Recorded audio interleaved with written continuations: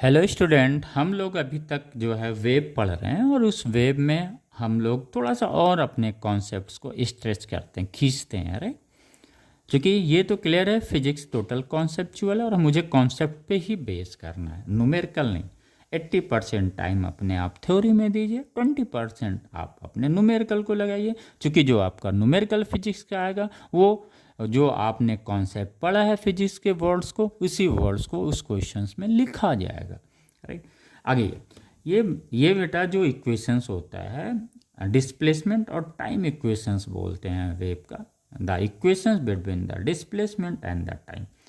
अगर हम progressive wave की बात करते हैं, यानी ये प्रोग्रेसिव वेव क्या है, मैकेनिकल वेव है।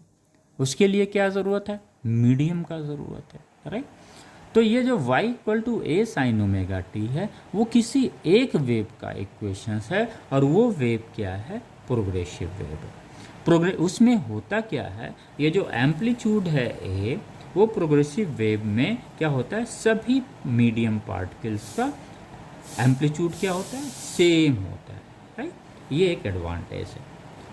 राइट, ये तो हमारा प्रोग्रेसिव वेव हो गया, यानी सिंगल वेव हो गया। तो हम लिख सकते हैं प्रोग्रेसिव वेव में कि all particles of the medium which is in oscillations, oscillations को हम क्या बोल देते हैं, सिंपल हार्मोनी। यानी मीडियम का पार्टिकल क्या है, SHM में है, अपने मीन पोजीशन से टू एंड फ्रो क्या कर रहा है, मोशंस कर रहा है।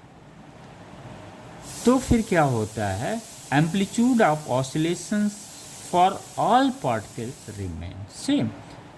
क्लियर हो गया, प्रोग्रेसिव वेव में ये एम्पलीट्यूड सेम होगा। लेकिन जब हम स्टैंडिंग वेव पढ़ते हैं तो हमें जो एम्पलीट्यूड मिलेगा ये क्या होगा, 2a cos kx होगा। जब जो है रिफ्लेक्टिंग वेव क्या होता है, ओपन बाउंड्री से रिफ्लेक्ट होती है। दूसरा क्या मिलेगा, अगर इंसिडेंट वेव रिफ्लेक्ट होता है रिजिड बाउंड्री से तो फिर हमें एम्पलीट्यूड क्या मिलेगा, 2a sin kx। यानी यहाँ पे ओपन पे क्या होगा, 2a cos kx होगा और रिजिड पे क्या होगा, 2a sin kx होगा।